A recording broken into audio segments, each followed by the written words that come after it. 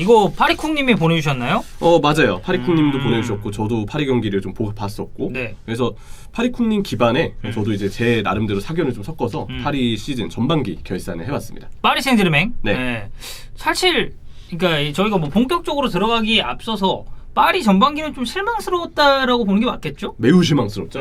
그러니까 지금 표면적으로 리그 성적은 나오고 있어요. 14승 3무 1패. 하지만 무대가 리그왕이라는 점을 생각을 좀 해야 되고요. 니스하고 13점 차 리그 선두.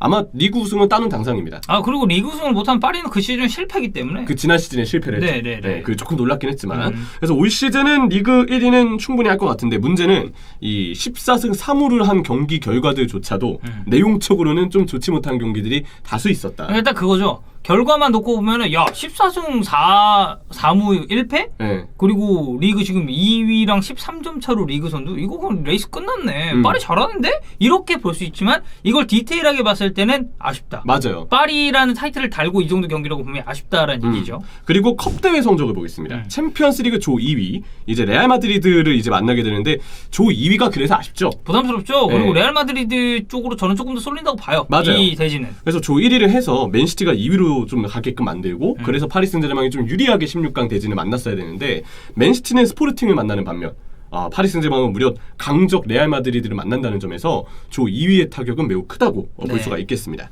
컵 대회는 오늘 이제 승리를 거둬서 16강으로 이제 진행 중이고요. 슈퍼컵은 닐에게 패하면서 준우승. 네, 아쉬운 어떤 성적을 또 초반부터 남겼죠. 자, 출전 시간을 기준으로 베스트 11을 보면 나바스 골키퍼가 돈나루마보다 많이 나왔습니다. 또 초반에 돈나루마 골키퍼가 유로 여파 때문에 그렇죠. 적응을 해야 되는 시기도 있었고 잠깐 이제 위장 쪽 문제 때문에 좀 출전을 못했던 경우들도 있었으니까. 돈나루마는 어쨌든 또 신입생이고. 맞아요. 네. 그래서 경쟁을 좀 했는데 나바스가 더 많이 나왔고요. 오른쪽 풀백 하키미 정말 영입을 잘했죠. 네. 하키미가 내가 봤을 때는 영입생들 중에는 제일 괜찮지 않나. 네, 붙박이로 오른쪽에 나와서 굉장히 잘했습니다. 또 마르키뉴스의 어떤 분투 올 시즌 매우 훌륭했고 킴펜베는 많이 나왔지만 사실 꽤 부진한 혹은 불안한 시즌이었어요. 실수가 좀 있었고 왼쪽 풀백은 누노 멘데스가 영입이 됐지만 계속 꾸준히 경기를 나왔던 건 아니기 때문에 시즌 초반까지 쭉 포함해서 봤을 때 디알로 선수가 역시 왼쪽 풀백으로는 좀 많이 나왔었던 올 시즌이었습니다. 다닐로 선수도 수비형 미드필더 자리에서 다닐로가 나오면 라보이피아나를 형성하게 되는데 주로 수비형 미드필더 자리에 나왔고 게에와 에레라가 좀 많이 나오는 경우들이 있었죠. 이것만 보아도 알 수 있듯이 베라티 선수가 출전을 되게 못했어요. 부상이 너무 많았습니다. 베라티는 뭐 중요할 때마다 맨날 부상이었어. 챔피언스리그도 그렇고. 잔부상이 좀 많은 게 지금 베라티는 마이너스 요소고 공격진은 네이마르, 음바페, 메시인데 네이마르 자리가 부상 때문에 좀 많이 빠지면서 디마리아가 나오기도 하고 아니면 뭐 이카르디가 또 그때 몸 상태가 괜찮으면 선택도 받고 아니면 뭐 드락슬러 같은 선수들이 또 나올 수도 있고요. 그렇죠. 이렇게 또 공격진이 구성이 됐는데 음바페 정말 많이 뛰었고요. 메시도 1315분. 공격진 중에 음바페가 제일 많이 뛰었네. 그렇죠. 제일 많이 뛰었습니다. 최고의 선수는 출전 시간이 그렇듯 킬리안 음바페예요. 왜냐하면 음바페 선수가 사실 이번 여름에는 굉장히 부침이 많았습니다. 그렇죠. 재계약 문제도 있었고 그리고 레알 마드리드 본인이 뭐 인터뷰를 통해서 얘기를 했으니까. 그렇죠. 근데 그러니까 이제 파리 팬분들도 그래도 음바페가 과연 마음을 잡고 집중할 수 있을까? 그리고 너무 잘하면 또 잘하는 대로 아쉬워요. 왜냐면 너무 잘해버리면 팀을 떠날 수도 있다는 생각 때문에 좀 걱정이 되는데 사실상 이제 이건 좀 기정사실화가 된 모양새죠. 그렇죠. 그래서 지금 봤을 때는 음바페는 나갈 가능성이 좀 있고 그래서 파리 팬분들이 음바페가 잘하고 있으니까 아쉽게 느낄 만한 그런 어떤 여지가 지금 있다고 보여져요. 그런 어떤 어려움 속에서도 올 시즌 전반기에 매우 좋은 모습을 보여줬는데 빠른 속도를 가지고 있고 뒷공간 침투에 능하고 그 음바페가 이제 드리블을 칠 때 보면 방향 전환을 되게 큼직큼직하게 해요. 그렇죠. 진짜 시원시원하게 방향 전환을 하는데 그러면서도 속도가 유지가 되니까 참 음바페의 능력은 대단하다라고 평가를 할 수가 있겠죠. 근데 MNM이라고 부르죠. 그렇죠. 메시, 네이마르, 음바페. 음바페. 이 세 명의 활약은 아직 기대에 미치지 못했다고 생각해요. 세 명의 조합이 아직 잘 맞는 느낌은 아닌데 일단 초반에는 서로 동선도 겹치고 포체티노가 이 부분 전술을 잘 짜주지 못하면서 서로의 어떤 역할 분담이 잘 이루어지지 못했습니다. 그리고 이들을 대신해서 나올 수 있는 디마리아나 이카르디도 부진을 면치 못한 전반기였어요. 디마리아는 에이징 커브가 이제 온 느낌입니다. 요즘에는 반대발 윙으로 뛸 때보다 정발 윙으로 뛸 때 조금 더 나은 모습인데 그나마 괜찮았던 경기가 얼마 전에 있었던 그 모나코전. 모나코전. 리그에서 모나코전은 파리가 올 시즌 경기 내용 중에 제일 좋았던 시즌 경기 중에 하나거든요.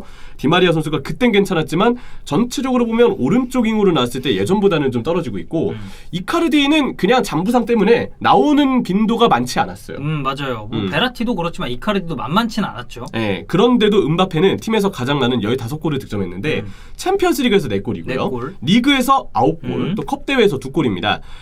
그래서 지금 리그왕 득점 순위는 3위를 기록하고 있고요. 리그왕 득점 순위 3위, 1위는 닐에 있는 조나단 데이비드.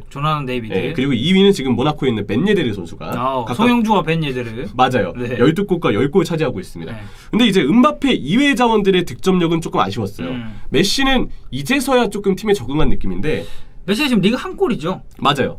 챔스에서는 진짜 잘했거든요. 조별리그에서 스탯도 괜찮았지만 리그는 좀 적응이 무딘 느낌이고 엄연히 따지면 리그에서 베스트를 꼽기에는 메시의 폼은 좀 부족했다고 생각해요. 그런 부분이 있었고 자 그리고 이카르디는 잔부상이 많았고 네이마르와 디마리아는 이전보다 결정력이 저하된 느낌이죠. 그리고 네이마르도 부상이 많았기 때문에 그렇게 공격진이 전체적으로 아쉬웠던 상황에서도 음바페만은 홀로 빛나고 있었다. 그래서 음바페는 올 시즌 파리의 전반기에서 베스트 선수로 꼽히는 최고 선수로 활약이었습니다. 네.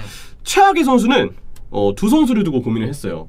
이카르디를 두고 고민을 해봤는데 이카르디는 그래도 출전 시간 대비 나왔을 때 헤더로 어떤 공중볼을 받아주거나 은근 골을 넣어준 그 골 순도 시간대 대비 골의 어떤 분포도는 괜찮았기 때문에 그래도 이카르디가 그 부분에서는 조금 이 선수보다는 낫다라고 생각을 했습니다. 그러면 이 워스트는 누구냐? 메이나이둠이에요. 좀 책임을 통감하지 않나요?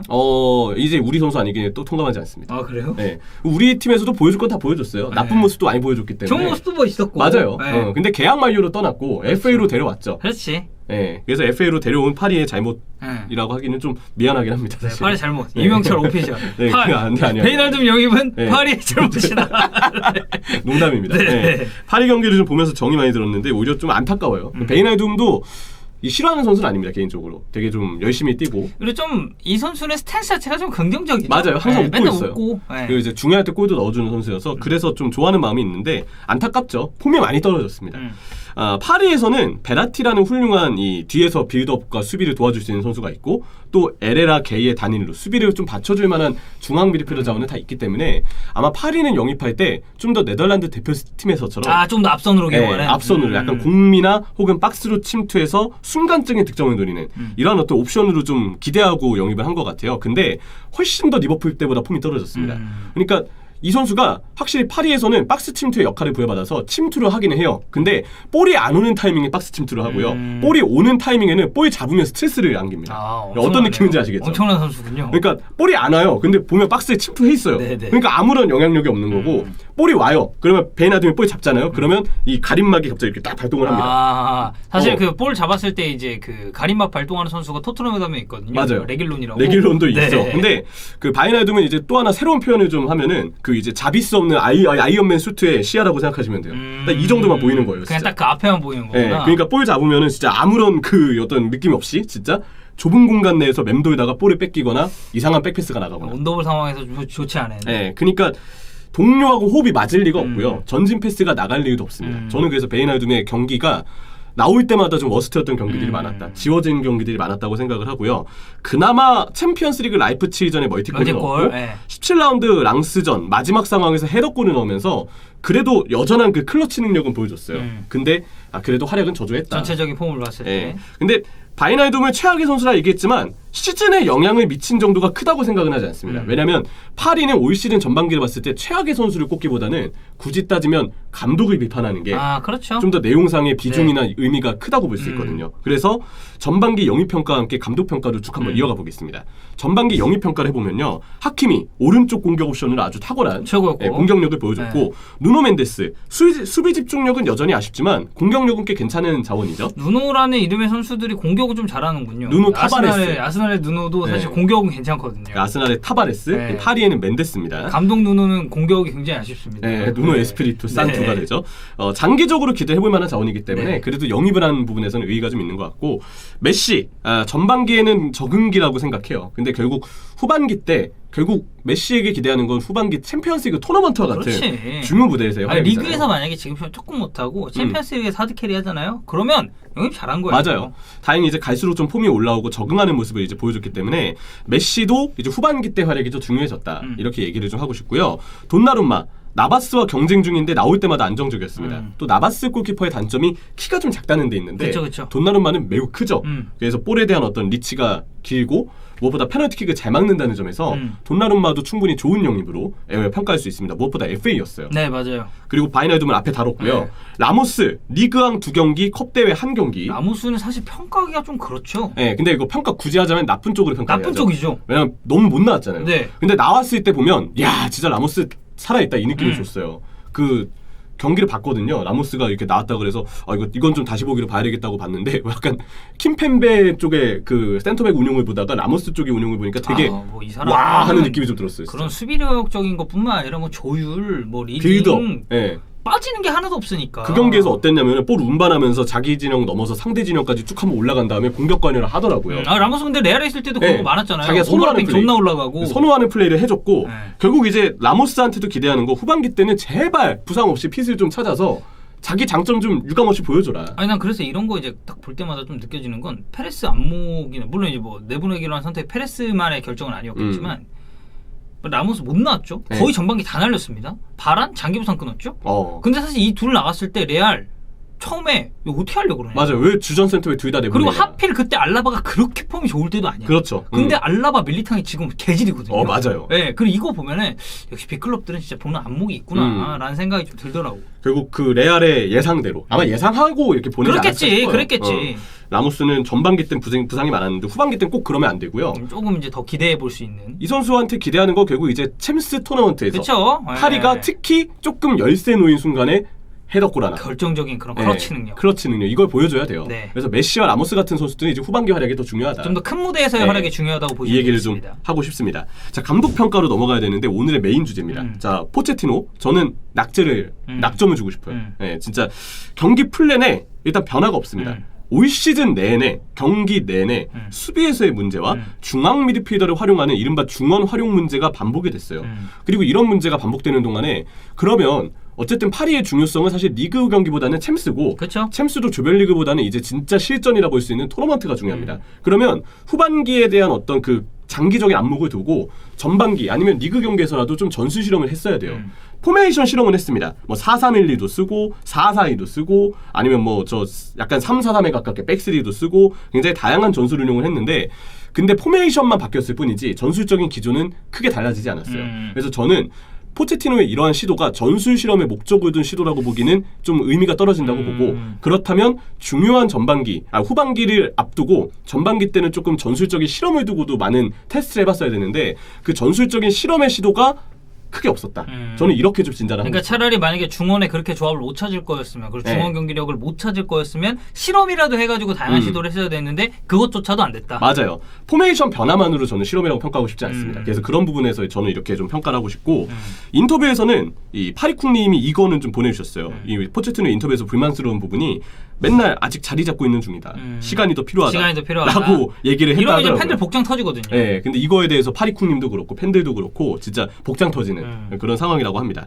문제점은 사실 이번 결산 콘텐츠에서 웬만하면 축구적인 어떤 문제점과 비축구적인 문제점 두 가지를 다루고 싶은데 파리는 축구적인 문제점이 너무 크기 때문에 축구적인 것만 다루겠습니다. 오케이. 네, 축구적인 것만 다루면 전술 지난 시즌은 4-2-3-1 포메이션만 계속 반복을 했고 올 시즌은 앞서 언급드린 것처럼 포메이션을 좀 다양하게 운용을 했어요. 그러다가 이제는 좀 4-2-3-1 아니 4-3-3에 좀 가깝게 베스트를 웬만하면 찾으려고 하는 것 같은데 그러나 계속 반복되고 있는 건 풀백을 올렸으면서 풀백을 마치 윙백처럼 전진시키고 그러면서 윙백을 바탕으로 측면에서의 트라이앵글을 이제 만들려는 의도를 보여주거든요. 근데 문제는 전진한 풀백의 측면 뒷공간 문제가 여러 차례 벌어지고 있습니다. 그리고 파리 생제르맹의 전체적인 공격진 팀의 밸런스가 맞지 않는 이유는 M&M이 나오잖아요. 그럼 어떤 감독이 M&M에게 수비 가담을 시키겠습니까? 그렇지. 할 수가 없죠. 그리고 감독이 시키지도 않을 뿐더러 이 M&M의 선수가 수비 가담을 하면 결국 공격에서 효율성이 떨어지기 때문에 이들은 공격에 배치가 되는 게 맞아요. 고정이 되는 게 맞습니다. 또 선수들의 성향이 수비 가담을 많이 한다 보기도 어렵고요. 근데 그렇다면 결국 아래쪽에서 어떤 전술을 짜느냐가 중요한데 아직 이 부분에서 포체티노 감독이 해법을 못 찾고 있어요.